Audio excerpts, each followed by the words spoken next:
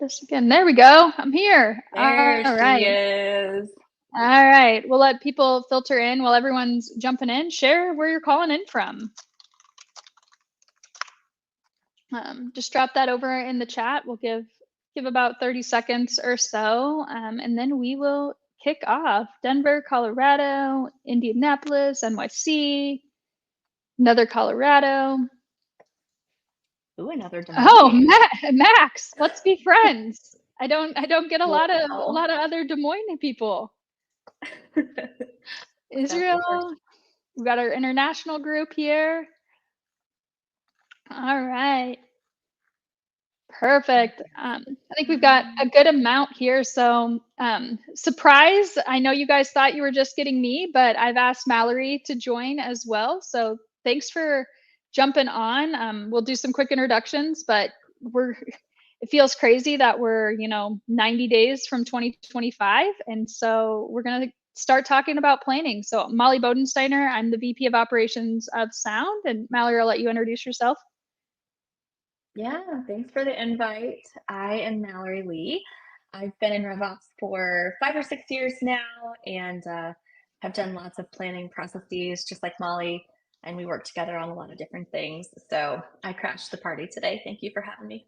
Yeah, absolutely. And, big shout out to Rattle for having us today and sponsoring the Rev Genius webinar, and excited to dive in.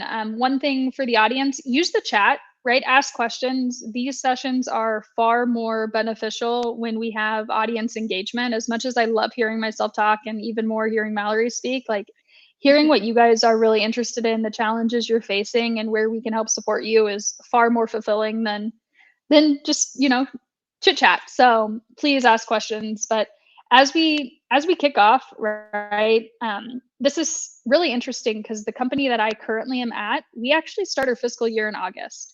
So I'm already in 2025 mentally and have just come out of planning cycles.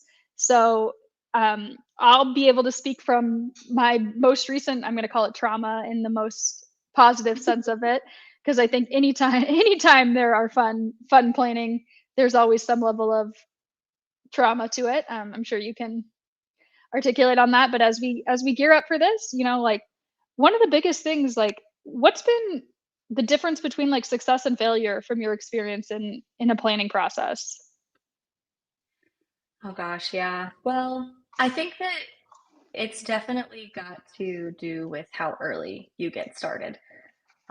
Giving yourself plenty of time is probably the number one thing that is going to help you get ahead of it and make it a little bit less traumatic. Even then, sometimes you're too far ahead. And then you hear people say, like, well, we need to see how that number turns out, that number turns out. But at least having your framework and your skeleton done and then going in and filling in your actuals as you get through Q4, I think is a good way to do it. And then my next thing is really just making sure everybody is in the room who needs to be in the room, kind of like from the start. What do you think, Molly? Yeah, I think that's been the biggest thing for me, is like not having the right level of alignment at the different gate checks and milestones through planning has been, I think, a big point of contention. And it's like I want to be like, you need a plan to plan.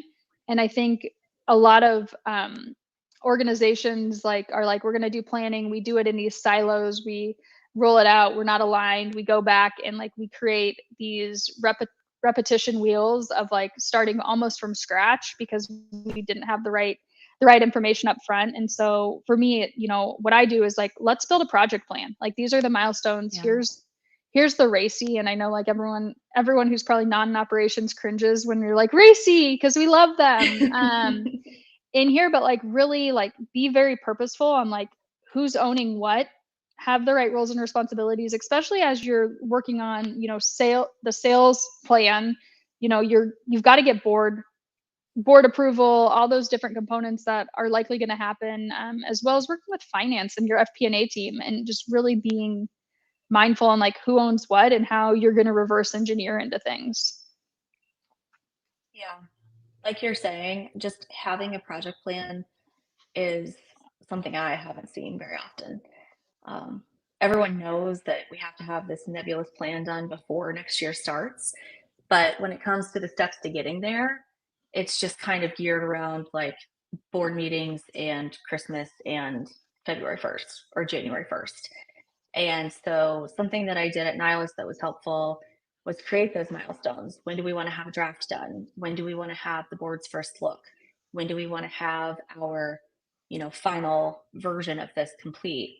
And then I just create calendar invites and put the whole executive team on those calendar invites so they can see what the deadlines are. And if you're meeting often enough already, maybe weekly to go through metrics, it doesn't have to be this huge crazy lift.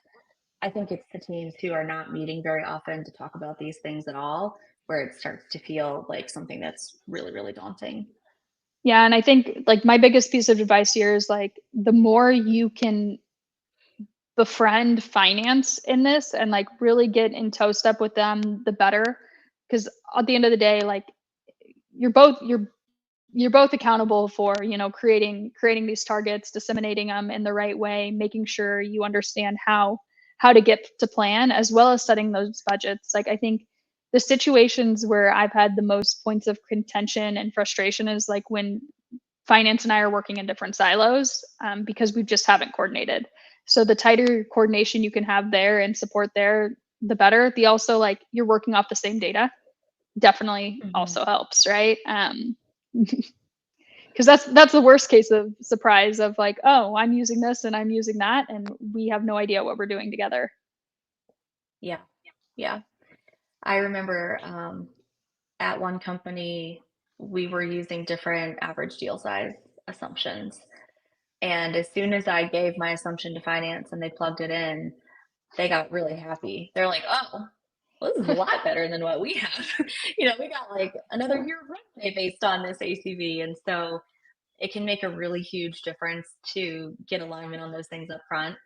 I'm curious, Molly, if you have seen any tools that make the sharing part of this easier or like getting aligned on the data. Personally, I've still always just done the plans in a spreadsheet, and it's easy to duplicate your tab and say like version A, version B, version C. Best But when it case, comes worst case, realistic case. The best one I exactly, have is when you have company versus sales targets and you're like, why are we shooting for different numbers, right? Like, oh, great. yeah. Okay, cool. Are you still doing it with a spreadsheet? Like, what's your way to share all that data? Yeah, still. So I would say there's been one tool that I found that has been helpful in really working specifically with like FP&A and doing like more scenario based planning, which has been Spindle. So being able to take your model and actually like do more scenario based planning, versioning into it and share that out without somebody the issue with spreadsheet, right? Versioning, creating drafts, somebody coming in and messing things up, right? Like, so having more of Mhm. that centralized tool, but also with it being still, the thing that I like about Spindle is it still feels like a spreadsheet, right? It's still got the similar, like, we all love VLOOKUPs, we all love different formulas. Like, it's got that component versus adding something else. We got a question in here on Pigment for planning. I have not used Pigment for planning, so can't weigh in there. Yeah, same here. I just Googled it off to the side so I could get a glance. If you guys have any other tools that you like for this, please toss them in the chat. Obviously, we are always game to learn about things that are helping you guys out. And yeah, Pigment looks kind of cool. Plan better Yeah. together. I like it. Yeah, I mean, again, and I love seeing that there's a CFO on the call. So shout out for joining. And I think all the RevOps people in the room are saying, "Oh, somebody wants to learn and get our perspective." So appreciate that. I think again, going back to like the alignment, right? Like people process data technology applies just as much to your go to market as it does to your internal processes. So like the better you can get those processes aligned, make sure you understand like what the goals you're trying to get to, right? And like how, starting with like how are your goals getting set, right? This has been one of the biggest things that I think has helped me within my career from a planning process, but also from like a motivation is like being able to sit with sales teams and explain how we set their target. right? So like when you think about this process of planning, right, you're working through several different pieces of it, right? You're working to set budgets, capacity, headcount, territory, region, where we're making like the right investment, and breakouts across, just our existing customer base. All these things, right, are coming in, and not to say you're doing them all at once, but you're at least kind of looking at them and using them as general assumptions. But when you sit and roll out comp plans to your sales team and saying, here's your quota, here's your target, like this is what this looks like, you have to not be able to, I'm not going to say like be able to justify it, right? But like you should be able to justify it. You should be able to explain it. Like any good sales leader should be able to sit down and say, account executive in this region, in this territory, like here's how we assess TAM. Here's how we looked at, current book of business. Here's how we looked at performance. Here's how we looked at historicals. Like, and this is what makes sense, right? Anytime I talk about like planning and this, I laugh because I'm like, I can make a spreadsheet say we're going to do anything I want it to, right? It's a matter of if my math is good, right? Like we can look at projections and conversions and all that and make it look however we want it to, right? It's like, does it pass the right sniff test? Like, how did you get there?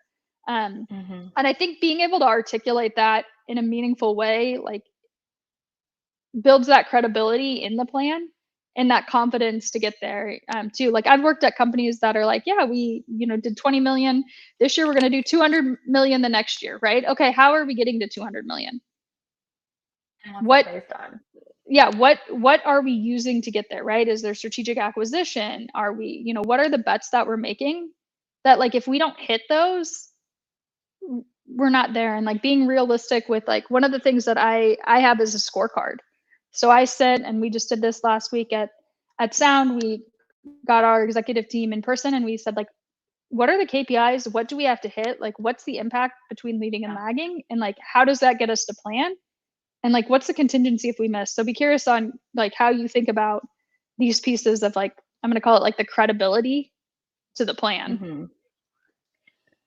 I agree with that approach for sure. And there's like all of these exercises where you're triangulating between what finance wants, what sales wants, what the board wants, and it happens a series of times. So in the beginning, I think we're asking ourselves, what do we want the business to look like a year from now?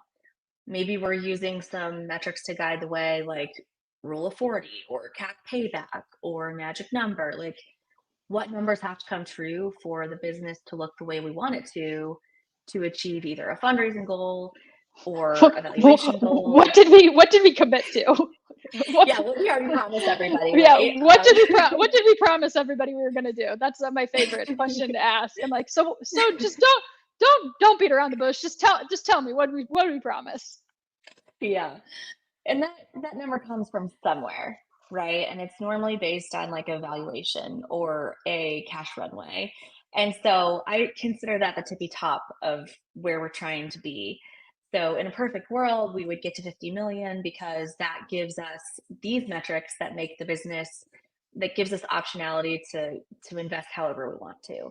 And when you know what that tip top number is, it's like an anchor point, and then you have your other anchor points. And so one anchor point would be looking at the bottoms up forecast of how sales is performing. This is the number of people we have. This is their quota. This is on average how well they're attaining it with a given demand forecast from marketing and from sales. And if we keep going the way we're going, how much could we grow? And you get to see what the organic plan would look like. Then you have to layer in some of your investments. And so I think of this as kind of like a marketing plan where marketing knows where we would go if we didn't spend any marketing dollars.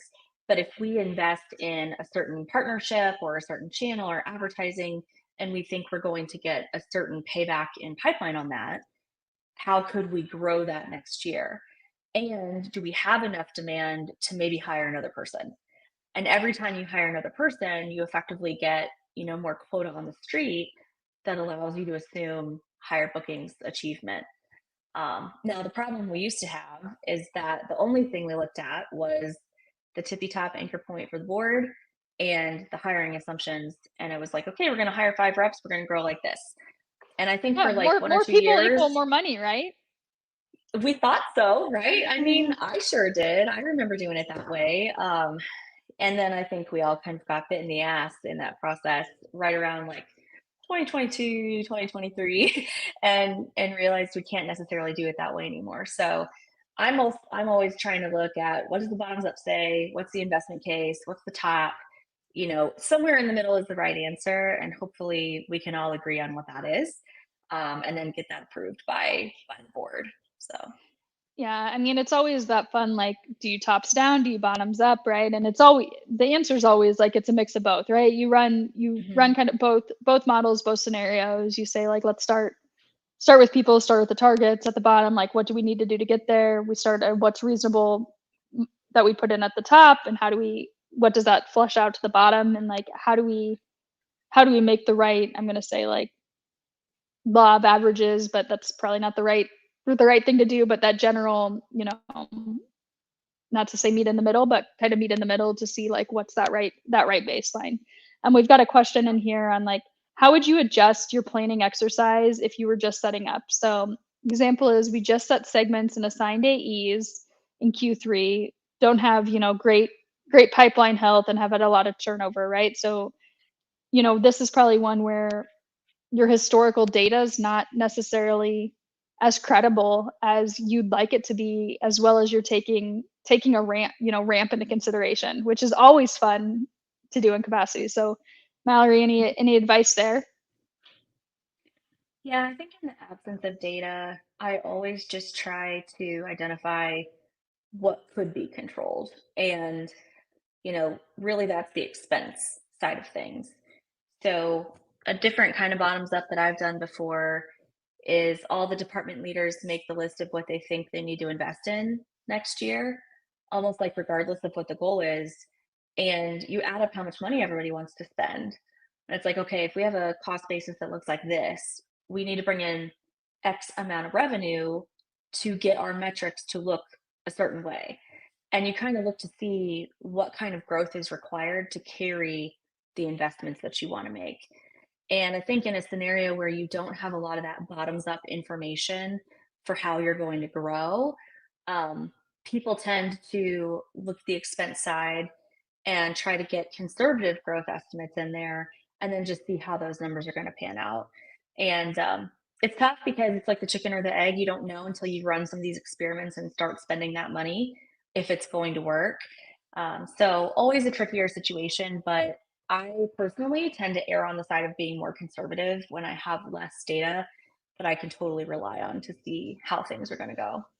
Yeah, and I think, and Lindsay, you asked a similar question here on just Yeah, approaching when similar. you don't have that historical data, right? And I think for me, that's when really being mindful on like the scorecarding and like the measurement becomes so important, because you don't know your historical baselines to be able to look at things like pipeline conversion, MQL conversion rates, ROAS, like any of those kind of key things, like you're still figuring out. So what I like to do is put like, here's what my assumption was, right? I'm assuming I'm going to have, a 30-day velocity deal cycle, and I'm going to convert at a 40% rate.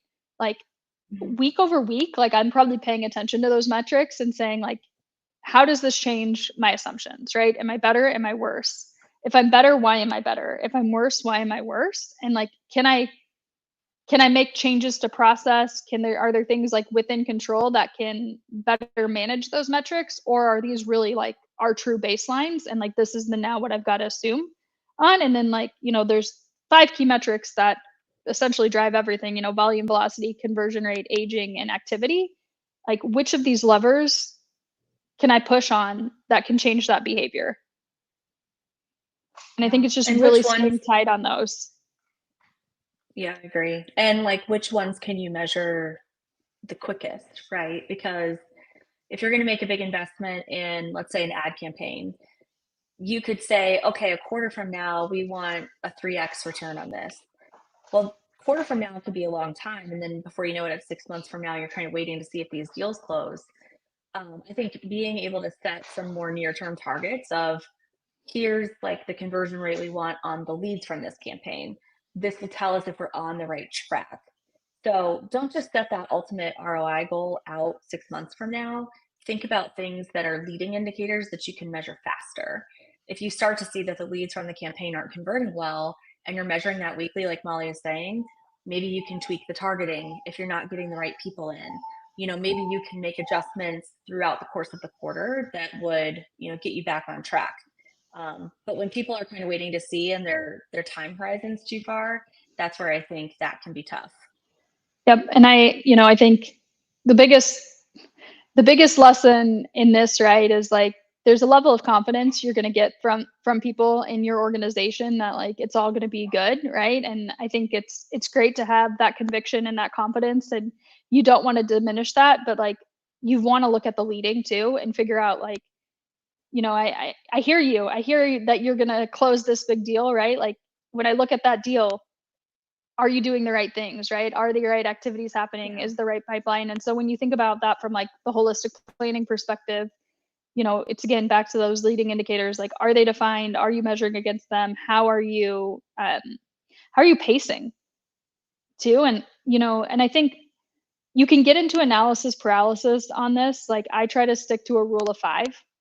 Like, what are the 5 key things that like I need to have the pulse on? And I can always go deeper and I can always go wider, but I can't, I need to pick the 5 that are going to be the things that are going to drive the right behavior that I can drill into. Because if I start looking at a spreadsheet or a scorecard that has 50 different metrics, I don't know where to disseminate, right? Like, so I think being really mindful of like, why are you picking the metric that you're picking? What does it drive? And like, what are the expectations? And I actually have a column and like a rubric that I'm like, this is why we're looking at this. This is what this tells me, Yeah. so that when the business is looking at the scorecard, it's like, oh, yes, I'm looking at this because of X, Y, and Z. Tony asked a good question here on like, how do you account for, issues that aren't in your control and like that could derail planning? And I think, so I work in agriculture, right? I work in a biotech input, not SaaS business right now. Like, yeah, supply chain, the government, the weather, right? Like one of the biggest headwinds that we run into is weather. If there's a flood that, derecho that takes out half of the cornfields in Iowa, like it's not good for our business. So one of the things that we do is like we run a monthly like S&OP. So really where we sit together and we look at actually what's happening in the market as well and how that could impact our demand planning, our forecasting, our assumptions, and like trying to be really proactive on those components. Because at some way, shape, or form, like there are a lot of things that are outside of control in this industry. And like we have to be able to properly articulate that back to the business, back to the board, and like understand if there's adjustments in that. It's tricky because like we plant once a year, right? If we miss that window or something happens, like that's our shot for the year. So really being very proactive and purposeful is really important. Yeah. I think that's the tab that says like worst case scenario, right? So here's the tab that shows we get 0 enterprise deals this year, or the harvest stuff's all messed up by weather. Like you have to be able to have at least a little bit of a scenario that would show what if some really important things don't go correctly? What would business look like after this year? And, what would the backup plan be in that case, if it's possible to get one?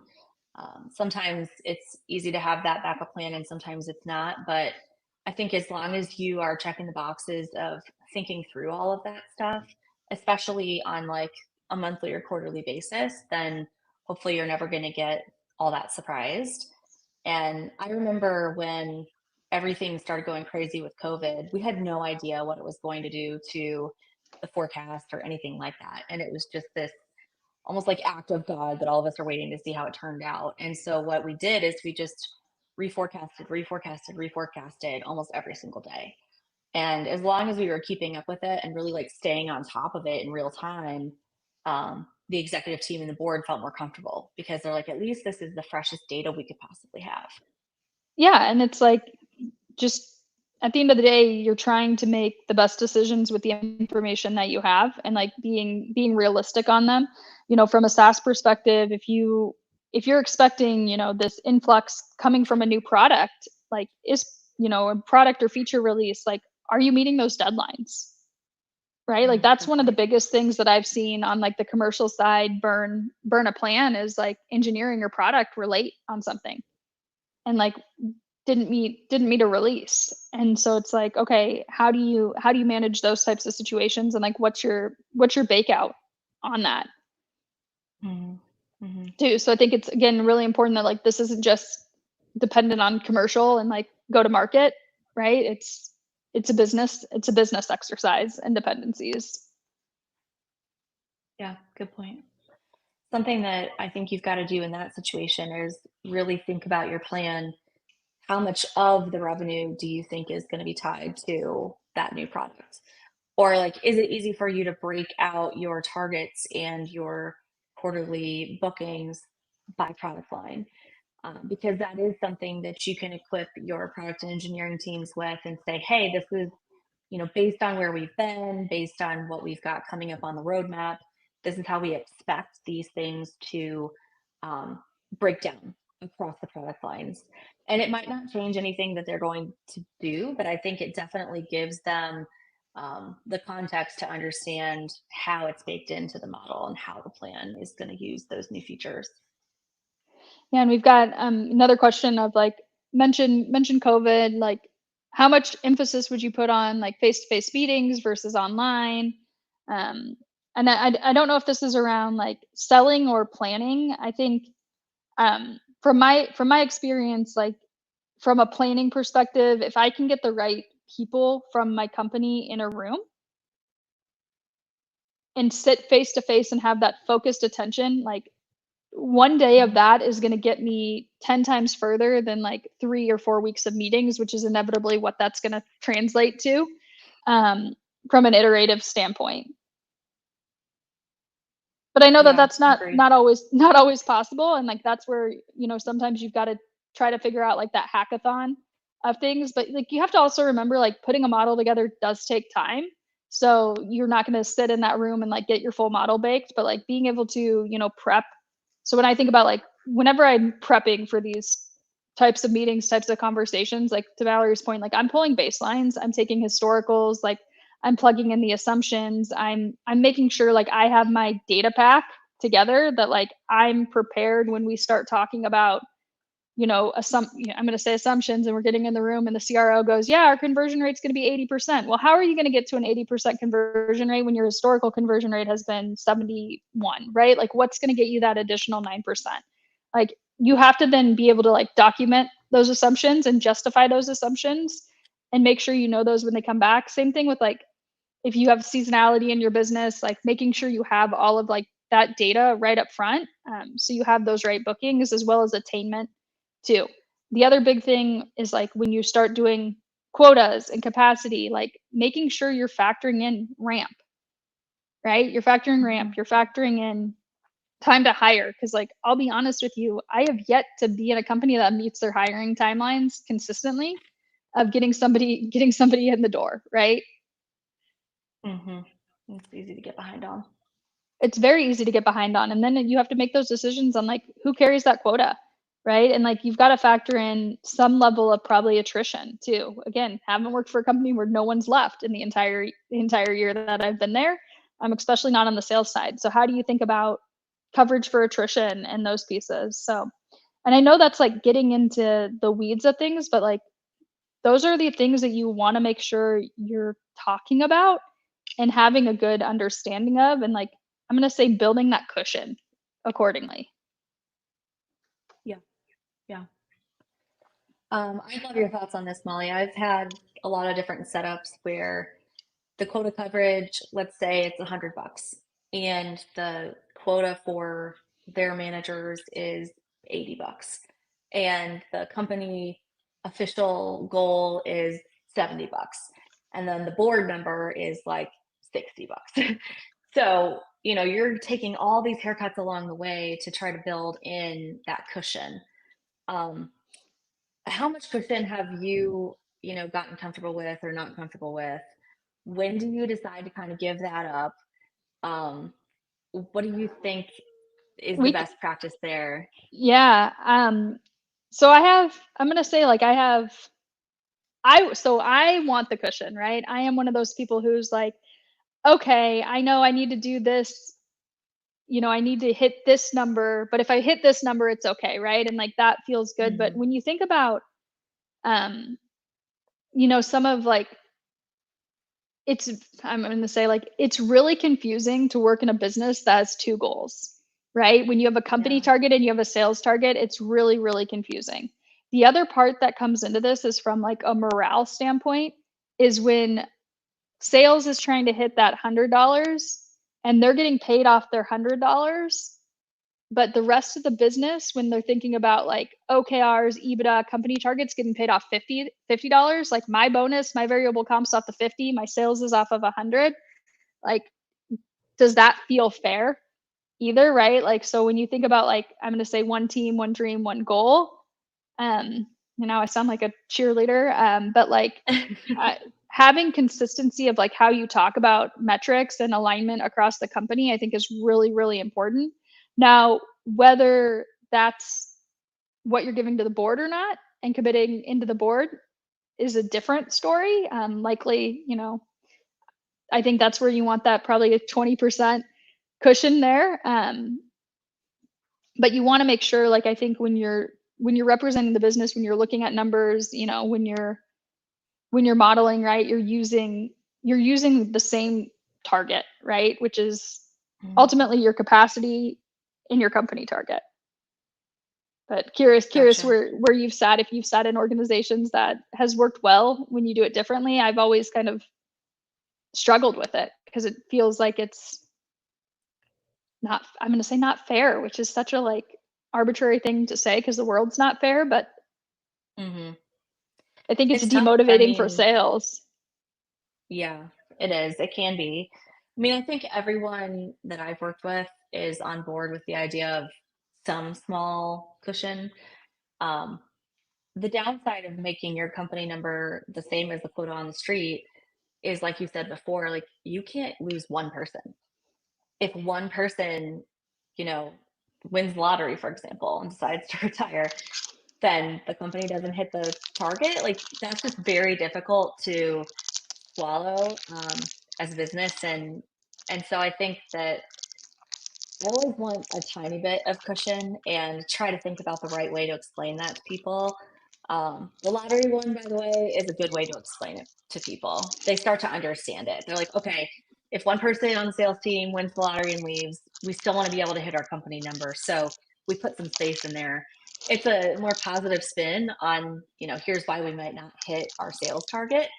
And I think that that helps people.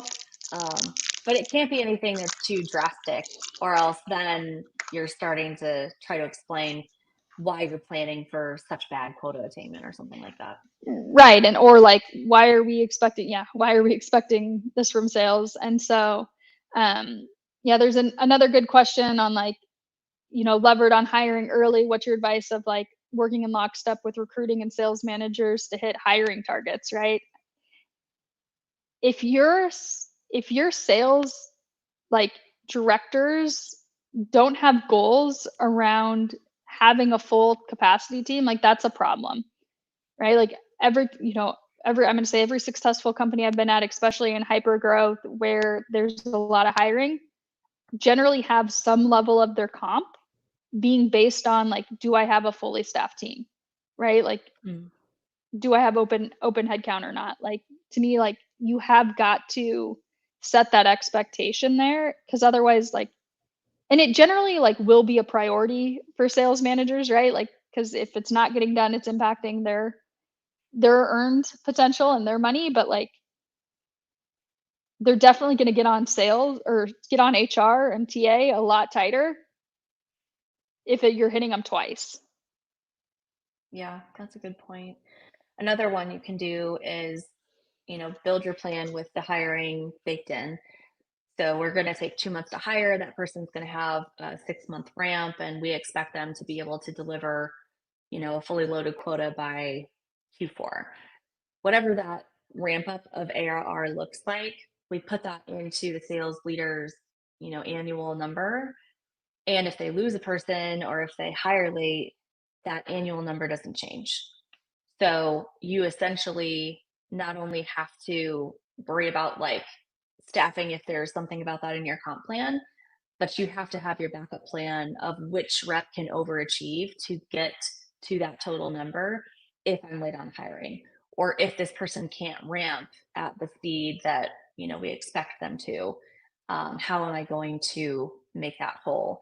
And I've seen a lot of businesses who end up compromising on that and not making the sales director accountable to that original like plan, and you will always perform behind in those situations because you just kind of take it off the table. It's like, oh, it's not your fault, and so then nothing is their fault, and before you know it, your new plan is like 80% the size of your old plan. Yeah, and I know this webinar is not on like compensation per se, but like a really interesting question I have for you is like, what's your philosophy on general like quota relief, right? Like when somebody leaves the company, like are you generally prorating director quota, VP quota, and like doing quota relief, or are you a hard no on that? It has always just been somewhat dependent on the macro, so during like great resignation time, everything was so incredibly wild. We did not feel comfortable giving everyone that responsibility for like turnover and hiring. Like it was Yeah. just so hard to have seats full. Um, Likewise, let's say you do have a really late feature and a key part of your plan was dependent on product delivering this and that didn't happen and it impacted sales. You have to think about the situation and decide, who you're going to kind of hold accountable. But then everything's a debate and everything is, Everything's an custom. And exception, and yeah, it's the E so hard. word. Yeah. Yeah, I have the great resignation, like that whole situation, very different. And obviously like there's parental leave and like other situations where like there's good policy around it, but it's something that I've struggled with, right? And it's like it always is that it depends, but like my stance is generally not to do quota relief, but instead try to figure out a way to like incentivize, whether that's accelerator or something on top of it to like change Hmm. performance and outcomes versus just reduction, right? Um, Yeah. too. So I'm here's with you. another good question. So shifting to a usage-based model next year, how should we adjust AE quotas given the reduced upsell and cross-sell opportunities? Ooh. I think I would want to know more about why those opportunities are reduced. So, there's probably some context that we're missing there. My Um, assumption was like more self-serve model, right? So like in product Maybe. expansion.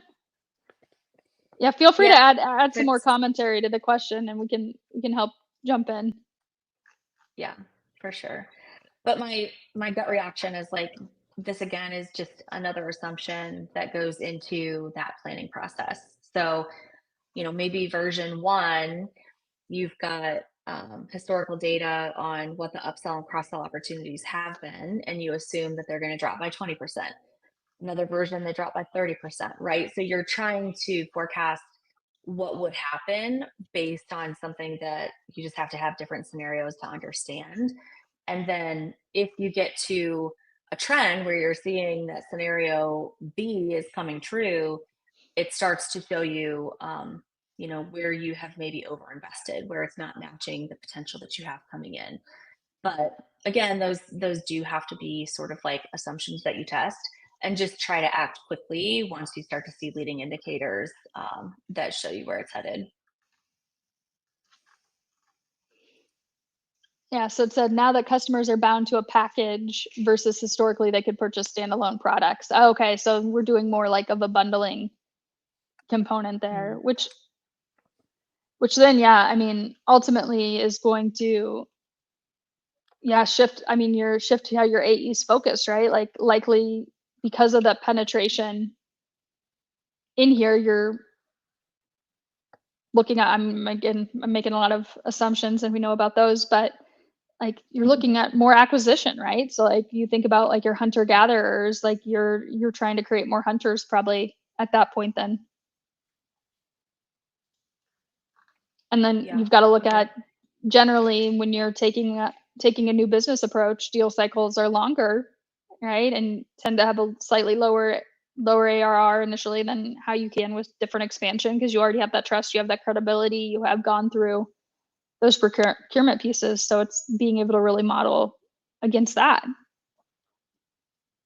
Yeah, and I think a few years ago we had a more common format of hunters and gatherers being like separate teams and separate people. And so it was easy to distinguish between the two and give separate quotas to each of those. And then I would say in the last couple of years, we've seen those more collapse back into one role just to reduce cost. And so when that happens, let's say a rep has a quota of 100K, I need to assume that 70% of that's new logo and 30% of that is upsell. And my new logo ACV is X, so that means you need to go get 3 new logos. Well, in this case, hopefully your average deal size is going up. And so they don't need to go get a whole ton more logos to get the same dollars. But it's all this math equation, right? And then you want their comp plan to reflect maybe an accelerator if they hit 4 new logos. And so I think it's very important to try to use everyone's comp plan as a tool to get them to understand exactly what you want them to do. And the more you can explain that to everyone, like I would put the reps down and say that exact thing to them. Here's the reason we're changing this from 70% to 90%. And here's the reason that it's not that many more logos. It's because our packages are more expensive than they used to be. And here's where I want you to spend your time, because you're not going to have as much upsell and cross sell opportunity anymore. So here are all the things I'm planning for and why I'm making your comp plan this way. And if you want to blow your comp plan out of the water, here are the things I'm asking you to do. I think reps respond really well to that because they just want to know how to maximize their earning potential. How can I make And the if most you, money? yeah, and if you give them the insight into it, they will always try to follow what you're asking them to do. Yeah, and I think to me, it's the other part on this is like how, and I am not a big fan of the hunter gatherer model. I'll just be fully honest with you. I've seen situations where it has worked, but it's also like what's your focus, right, as a business, and like how do you make sure you're setting you up for success on that? Because it's, as you think about books of business growing, like you're ultimately like can't take on as much new versus retention, or somebody's getting left out, right? Like humans generally don't context switch exceptionally well in that regard, um, especially in more complex business models. I understand in like a larger enterprise play, like where you have, 3 to 5 key customers, like where that land and expand makes sense, but generally not in an SMB world, unless you have more of like a grace crediting period for growth, which comes during like an onboarding cycle or something like that. But figuring out how you structure a comp plan that drives the results you need is super important, because if you make it more lucrative on one side or the other, somebody's going to get forgotten, right, and orphaned, and you're going to be like, why is there no retention in this side? Well, this person's making 80% more when they close a new logo, so why would they look at retention? For sure. Interesting question from Tony here. Yeah. What would make you take a call or engagement from someone you don't know? I take calls all the time from people I don't know. I actually have a Calendly link on my LinkedIn. That's Penn. That's like, if you want to talk to me for 30 minutes, like feel free to talk to me. Mallory just had a look of terror on her face. I'm in Des Moines, Iowa. I'm bored. My other friend from Des Moines understands. I hope he pings me and we'll go get coffee or something like that. I don't run into a lot of people in this area, but for me, I think it's understanding if it's going to be like a mutually beneficial conversation, right? Like I think if you cold email me and like there's a good value prop, there's a good like something that resonates or of interest, and like honestly, like if I just think it's going to be mutually beneficial and I'm generally curious, like I'll have a conversation, right? And I think it's hard to be like it's always going to work, right? And always going to land. I think a lot of it's like timing, right? Like capacity, like where I'm at needs wise, like I mean, and like generally that's our resource, right? Like I think timing and interest, right, comes into it. But I don't know, Mallory, how does somebody get to talk to you? I've been trying to be your friend for like 7 years now. Well, first of all, you're very high on my list of like time spent in eight different communication channels. But um, so I agree, timing is everything. If you have a good message and it just so happens to be the right time, you're gonna get that yes. But we all know that good timing is hard to find. So sometimes you have to like create that moment of consideration. You have to get someone interested enough to say, okay, yeah, I should look at it. And I put a lot of emphasis on the word should because you want someone to feel like they're going to miss out if they don't know about it. And that is probably one of the only things that has, quote unquote, worked on me A little in recent. FOMO. Yeah, just a little bit. Like, hey, I know you use this. We are similar, but we found a better way to do X, Y, and Z, and it will impact you this way. So you should take a look at it because it's more affordable, or it integrates better, or it's, something else. And And that's a here's good the example. relevant comparison of like what a competitor is doing, right? Yeah, Like yeah. pique my interest with something similar or relatable that like I can see myself in, right? It's like if you're going to Hmm. target me for clothes on Instagram, don't show me Heidi Klum, right? Hmm. So, Yeah. And I think the competitive one is the most frequently used. So, hey, you work at Coca Cola, we have a customer Pepsi, come see what they're doing with our product. That will almost always get you at least a short call. But you better be ready to actually tell the right story when that person gets on the phone with you, because otherwise it's this empty promise of like, I don't really know how they use us, but hey, I got you here. So, do you want a demo? And you have to be prepared to add value the moment somebody says yes. And I think that that's like, um, the next logical iteration of where that strategy goes. But I mean, it's hard. It's hard to get people on the phone. So we get it.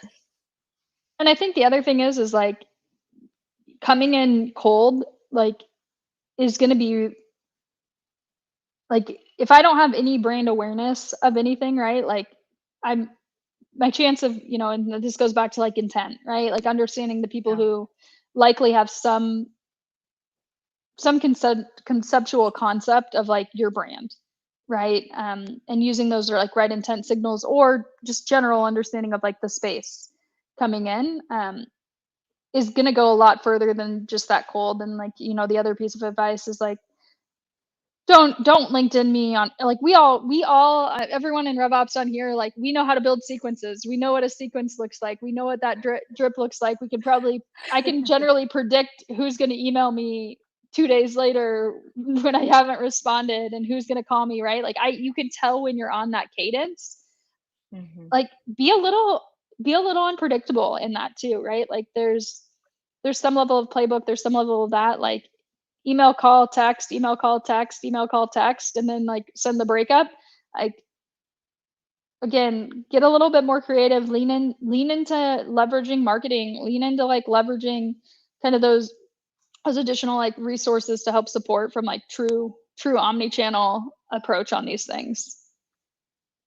Any other questions from the audience or, additional thoughts? I know we're wrapping up on time here, but have loved the engagement. I know everyone's getting super excited about 2025 planning, I think like my big takeaway is always like have a plan and work a plan, right? Like this is the part where I see companies like they spend a lot of time on planning and like then they don't follow through on the planning and like on the assumptions and on the goals here. The other big thing from like a RevOps advice perspective is like when you look at the assumptions that were made, spend time on resource identification, right? Like make sure like this is the best time to like truly arm yourself on like advocating for like what are you going to need, right? If you're sitting in here and you're like, we're gonna hire 50 new salespeople, like you might be like, cool, I'm gonna need another sales ops person or enablement, right? Like use that Yeah. time to like really advocate for yourself. You're likely spending all the time in like the finesse of like what the business is trying to accomplish, but like you've got to like first principles a little bit and like say, all right, like what does this mean for like how do I support this?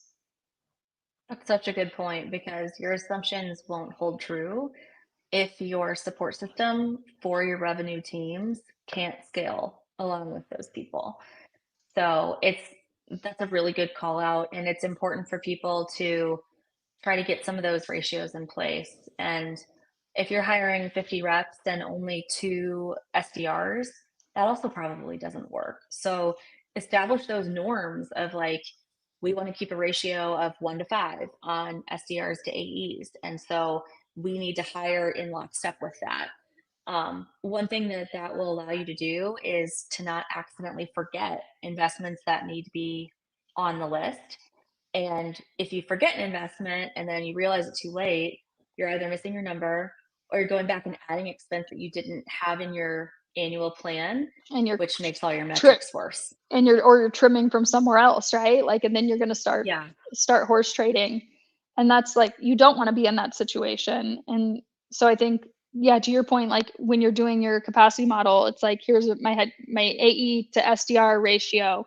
Here's my, customer count to CS ratio and support ratio that I'm going to need because if I'm assuming I'm going to grow 200 logos, like how do I staff over here? And then like what's the marketing budget that I need? So for every logo, like what's the right equivalent like customer marketing, but also acquisition costs that you're going to assume on that? And like how do you build and bake that in? And then what's your like operations? And like this isn't just RevOps, right? There's like what are we going to need from a finance perspective, from a TA perspective? Like how do we actually staff on the back end? And so, Kara, when you're asking about like who do you get buy-in from the assumptions, like how would you approach like again, I think building it into the data is one of like the best things you can do because when you're aligned on like these are our ratios, this is how we know we have to staff, especially when it comes to like a head count, it becomes a lot more like justified of like I know for every 10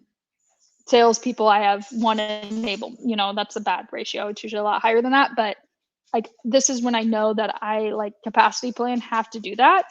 And that should go into when you're doing your annual budgeting too. It's like, okay, based on these plans, like here's when and again, in May, I know I'm going to need to hire for this person. Like as long as all these things hold true, this is when I know I need a staff. And it's like, is it a proactive or a reactive staff too, based on the role?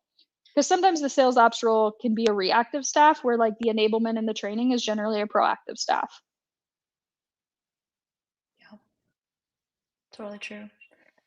One thing I've done over the years is establish that sort of like pipeline council group, Kara, and it's a different soapbox, but it's like bringing sales leaders, marketing leaders, demand gen leaders, get everybody in the same room to look at the pipeline and how demand gen's going and what you want to do as a group to like mitigate any risk or whatever. That is, in my opinion, the perfect group to say, hey guys, we're coming up on annual planning. Here's where we've been. Here's where we tried to get to this year and we landed, in the middle. Here's what I would like to build in for our assumptions for next year and get people's feedback on that. Because when the pressure is not quite on yet, if you're doing this very early, you have a lot of time to gather their feedback and let the sales directors be part of that plan. And it has happened before where I bring assumptions to them and say, okay, in 2023, we had a goal of going from 15% close rate to 20% close rate. We landed at 17%. What do you guys want to sign up for next year? What kind of close rate can we assume? And so you're creating like their buy-in and they get to be part of that process. And then that's the moment where you ask them, how are you going to do that?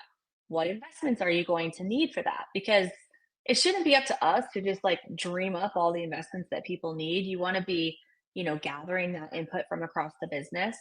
But I would definitely, try to make my sales directors and my frontline managers feel like they've given their input to make it a realistic plan. Yeah, like it's even just the simple question of like, where does this succeed or where does this fail, right? Like, what are you going to Mhm. need? Because honestly, like, if you didn't need anything, you'd be doing it today, right? Yeah. So like, if you're getting the answer that's like, oh, I mean, no one's going to be like, I don't need anything. Everyone's going to try. If you could ask what you need, you better have your list ready to be like, here we go. Um, I've got it top of mind, right? But I think Yeah. it's figuring out like, how do you prioritize and how do you make those right investments in the most meaningful way. And like, as ops leaders, like, you know, if you're not part of the planning process and you're just the data monkey, like, really make sure you're advocating to not be that person, right? You should really make sure you're very bought in, very aligned, very front and center in these conversations and the process. Mhm. Because like, if you're just taking an output and like using the dinner analogy, like if you're just eating leftovers and you're not setting the menu, like it's really, really hard to drive that success and drive that forward without the context that comes from a lot of these pieces too. Yeah, and maybe we could end with one very tactical tip. So, chances are a lot of people have already jumped into planning. But let's say you haven't, or let's say we're thinking about next year even. If there's planning happening that you are not invited to, but you think you want to be invited, the question is, how do you get there before everyone else? And the answer is just bring it up sooner, be proactive sooner.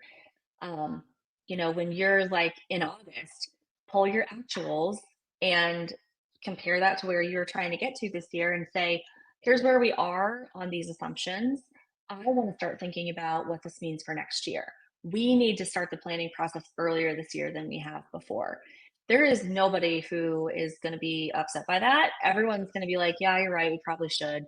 And even if they don't pull the trigger on it right that moment, just you being the proactive one to bring it up soonest and try to get the ball rolling, I think goes a long way to making sure that you kind of get, invited to those meetings.